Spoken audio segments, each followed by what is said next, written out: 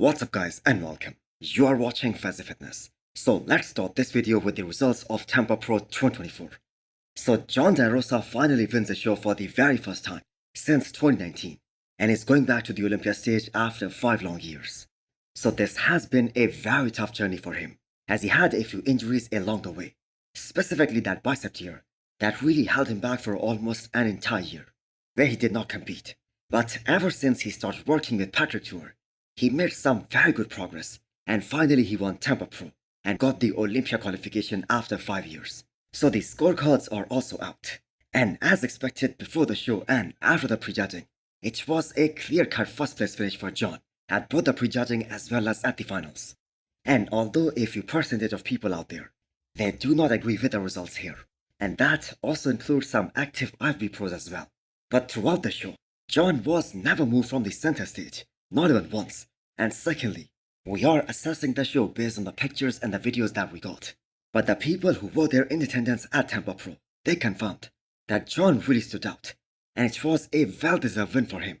So congrats to John, another big name added to this year's men's open bodybuilding for this upcoming Miss Olympia in October. So Muhammad Foda was the runner-up, which is a win for him, since he was being challenged really hard by Jordan Hutchison. And the scorecards also show that it wasn't a straight second place finish for Foda, especially after the prejudging. So Foda did came up better for the finals, and he was a lot more improved from the prejudging. And that is why he finished second here at Tampa Pro. So Foda is such a great and super bodybuilder with tons and tons of potential, and he is gonna be a force to be reckoned with in the future. His front shots as well as his side shots, they are absolutely amazing. But he really needs to bring up his back, especially that back lat spread. He needs to add more work there, especially if he wants to beat these veterans like John. And truthfully, he was getting beat in the back shots by the other top 3 here as well. But the guy is so young, and he will definitely get better and better with every passing year. So we are now less than 10 weeks out of this year's Miss Olympia. So one cannot expect to see some crazy improvements from Foda, especially in his back. But with another offseason, that I'm sure Foda will go through after this year's Miss Olympia, he will definitely improve his back for 2025 season, and he will be a force to be reckoned with in the upcoming years. So the man is so huge from the front, and he has great aesthetics as well. So it is only a matter of time for him, and the good thing is time is on his side. Jordan Hutchison in 3rd place, so he moved from 5th place in Chicago to 3rd in Tampa, beating the lad, who was the 2nd place finisher at this year's Chicago Pro. So it was an overall big win for Jordan. Most importantly, he got a fair chance to stand in the center stage and get compared with John De Rosa at the prejudging as well as at the finals as well. So this will definitely give him a lot of confidence, especially moving forward. So Jordan isn't done with the season just yet. He's going for Texas Pro, which is happening next weekend. Now with a guy like Andrew Jack doing that show, the first place is totally locked in. But it will be interesting to see where Jordan lands in the 3rd show of his season. So the guy is really tall. He has a wide structure with great shape and aesthetics. So he was missing some thickness, especially in comparison to the other top 2 guys. But the thing is, Jordan is still a very young guy. He still hasn't won his first pro show, but he has made some significant improvements, especially from 2023 to 2024. Alright guys, we did it. 3rd place, Tampa Pro. Thank you all so much for your support. So Villan placed 4th. So I think he might have overdone it with the diet. He was peeled to the bone, there is no doubt. He was absolutely shredded.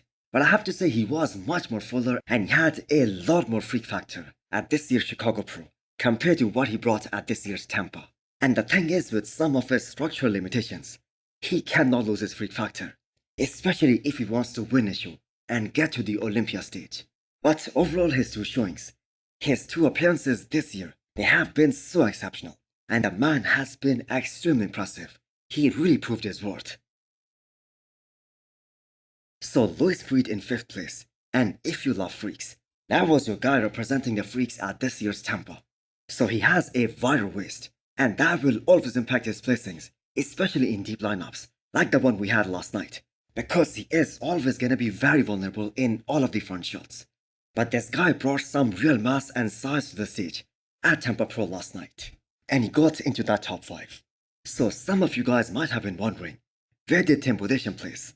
So this isn't exactly how Tim wanted to end the season, especially after two great showings at Van Pro and Chicago Pro. But I have to say his stand was way off here. He wasn't as hot and granite as he was in Chicago Pro. And Tim, as we all know, he doesn't have the best aesthetics out there. He doesn't have the freak factor. And he doesn't have the slightest room for error, especially because of his lat width from the front, which is his biggest structural weakness. So it was very easy for the judges to place him outside of the top 7. So Tim finished 8th here.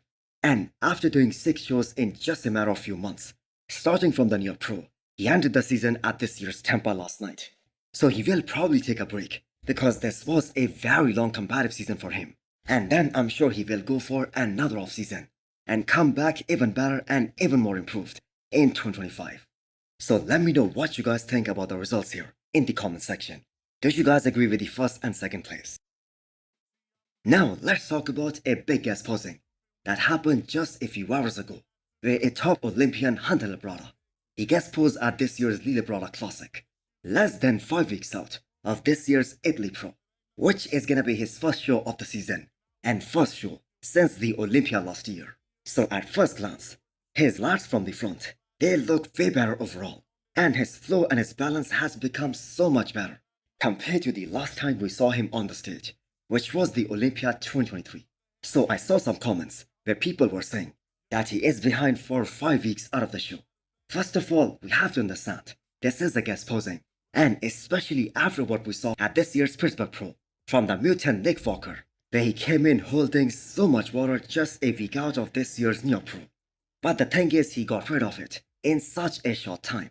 So judging from that perspective, Hunter is exactly where he needs to be, and he still has 5 more weeks to go before he has to step on the stage. And that, I have to say, is plenty of time, because these guys do not peak for a guest posing, and it is totally okay for Hunter to be holding some water. And secondly, some more pictures came out when Hunter came off the stage and he hit some shots in a different lighting, and the man looked absolutely phenomenal there. You can see so much detail and so much density in his physique this time. So people have been sleeping on him since the Olympia 2022, and Hunter has made some solid progress, especially in the 2024 season, even at last year's Tampa Pro, who saw him at his all-time best. But this year, I expect to see him much bigger than Tampa Pro, and they're aiming to bring him even better than that, even harder than that, than what we saw at last year's Tampa. So I have to say he looks very dangerous for the top 5 this year, but do let me know what you guys think. The talk of this upcoming Italy Pro brings us to a man who has been the talk of the town for the last few months when he announced that he is doing this year's Dubai Pro. Yes, I am talking about Rubiel Mosquera, who is going to be competing in Italy against Hunter Labrada in less than 5 weeks' time. So his new updates show that he's on a tour with Brian Ansley. So the Kuwait tour ended after this year's Dubai Pro, and rumor is that he isn't working with Ahmad Askar for his future competition. So how much of a threat Rubiel can be against Hunter Labrada in 5 weeks? So speaking from conditioning standpoint, he was way off at this year's Dubai Pro compared to the other top guys.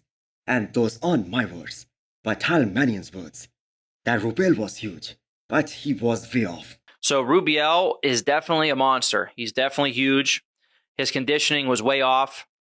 He needs to bring in that conditioning. So 5 weeks is plenty of time to get peeled for a seasoned athlete, for a seasoned veteran, especially for a guy who just competed and placed top 4. But the thing is, Rubiel is very young, and Dubai Pro was only his second pro show. So I'm not really sure what to expect from him at this year's Italy Pro. I have to say he isn't at that level just yet, where he can beat a top 6 Olympian like Hunter Labrada, who has put himself in a box since he was 15 weeks out of this show. But do let me know what you guys think. Can Rubiel beat Hunter? And also hit the thumbs up button if you liked the video, and smash the subscribe button if you wanna come back for more. Thanks for watching.